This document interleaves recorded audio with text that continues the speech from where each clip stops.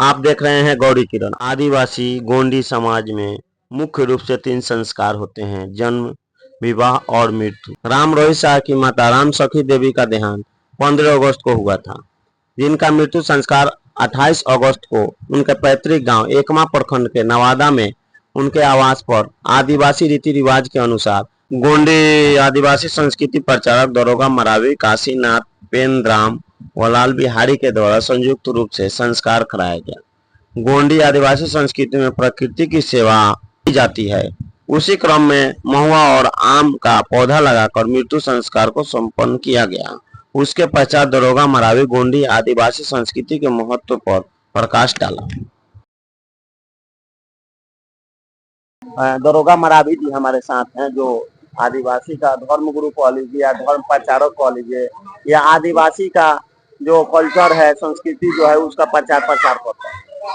तो आपसे मेरा सवाल है कि मान लीजिए ये जो है राम रोहित शाह जी हैं, ये संपन्न इनका परिवार है, इनके माता जी का देहांत हुआ, तो ये जो कार्यक्रम आप करा रहे हैं, यदि कोई आदिवासी जो आर्थिक रूप से कमजोर है, उसका कार्यक्रम कैसे आप मतलब कराएंगे? देखिए, अगर कोई गरीब है, आर्थिक कमजोर है, तो हमें गरीबी से मतलब नहीं है, ना कमजोरी से मतलब है, क्योंकि हमारे में संस्कार कई भांति से होता है। और आप सक्षम है, सामान लाइए, नहीं सक्षम है, 1 लोटा पानी रहेगा और हल्दी चावल रहेगा, आपका सारा कार्यक्रम हो जाएगा। क्योंकि महुए का पत्ता, आम का पत्ता, बेल का पत्ता, आटा चावल, ये सिंपल चीज है, घर घर में मिल जाता है। तो ऐसा नहीं है कि सब कुछ रहेगा तभी कार्यक्रम होगा। हमारे में क्या है कि जो व्यक्ति नहीं रहता है उसकी अंतिम विदाई है, जो हम मान सम्मान के साथ करते हैं और जैसी हमारी शक्ति होती है उसी अनुसार करते हैं। क्योंकि हमारे में 10 दिन के बाद ये बांड नहीं है कि आप 13 दिन 16 दिन में काम क्रिया कर लेंगे। आपके पास पैसा नहीं है तो 6 महीना बाद भी आप भोज कर सकते हैं। और भोज में गांव भर खिलाना नियम नहीं है। हमारे में क्या होता है कि जब कोई नहीं रहता है तो दुख की घड़ी रहती है, जिसमें हित नाथ पुछार करने आते हैं, अड्डार पड्डार सटे रहते हैं, तो उनकी जो विदाई होती है उसमें टाइम लगता है। एक ही दिन में खत्म कर दिया जाए, इंसान टेंशन में मर जाएगा, इसलिए टाइम रखा जाता है 10 दिन का, 15 दिन का, जिसमें कुछ संस्कार किया जाता है। उन संस्कारों में उनका माइंड भटका रहता है, तो जो गम होता है वो थोड़ा सा भूला भटका रहता है। यानी दिमाग गम में नहीं रहता, दिमाग रहता है काम में, हमको ये जुटाना, हमको ये करना है। ऐसे करते करते आपकी बॉडी धीरे धीरे अस्थिर हो जाती है, वो जो आपकी प्रेशर रहता है वो कम हो जाता है। तो ऐसा कुछ नहीं है, 1 लोटा पानी हो और चावल हल्दी होगा, कोई कार्यक्रम हो जाएगा। यहाँ मैं जब आया तो देखा कि यहाँ भी भोज की व्यवस्था है, तो ऐसा तो नहीं लग रहा है कि हम एक तरफ कह रहे हैं कि हमारी संस्कृति अलग है लेकिन काम वही कर रहे हैं। देखिए, कोई चीज बिगड़ जाता है उसका सुधार तुरंत नहीं होता है। हमारे आदिवासी कल्चर संस्कृति में भी भोज का प्रावधान नहीं है, लेकिन समाज भटका हुआ है, उसको हम चाहे एक बैग बदल देना, वो नहीं बदल पाएगा। ये सही बात है कि किसी के मर जाने में कोई खुशी नहीं मिलती है, तो कौन सी खुशी हम खाना खाएंगे।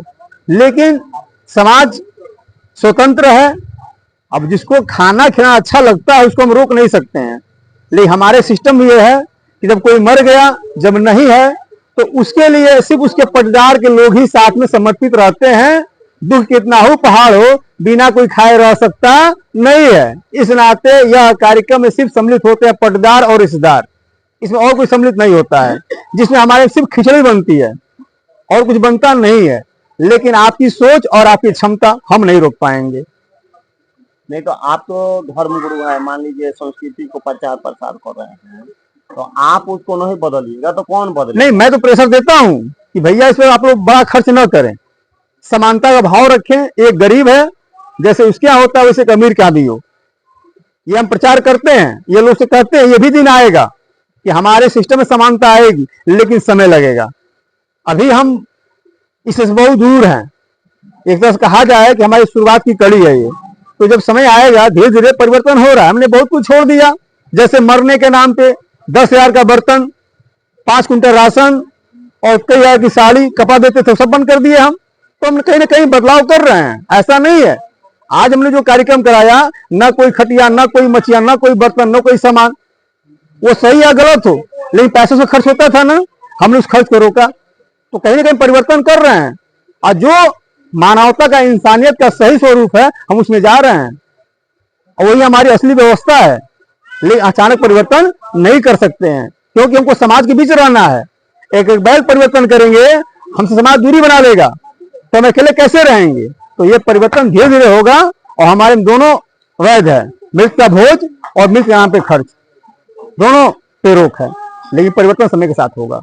आप जो कह रहे थे कि हम हल्दी और चावल से कराएंगे, वो हाँ। कैसे कराएंगे? हल्दी चावल से क्या होता है? हल्दी और चावल मातृ शक्ति, पितृ शक्ति का प्रतीक होता है। दो ही शक्ति है जिससे हमारा जन्म हुआ है, हम दो ही की पूजा करते हैं, मातृ शक्ति, पितृ शक्ति। उसको मैंने चढ़ा दिया, पुरखा का नाम ले लिया, माथा टेक लिया, अपना कार्यक्रम कर लिया। वो कितने दिन पर कराएंगे आप? इतना ही दिन पर होगा, वो भी इतना ही दिन पर होगा। हाँ, चौकटा कम से कम 3 दिन बाद, और पेन का कम से कम 10 दिन बाद। बहुत से ऐसे परिवार हैं जहाँ ये सब होता ही नहीं। मैं कह तो रहा हूं कि दुनिया में कई भांति की व्यवस्था है, जिसको जो लगता है वो अच्छा करता है, जिसको लगता है बुरा नहीं करता है वो। तब लोगों की सोच, कोई जरूरी हमारी सब हमारी बात माने, लेकिन जो हमारी बात को मानता मेरे साथ चलता है, जो नहीं मानता अपने साथ विचार से चलता है।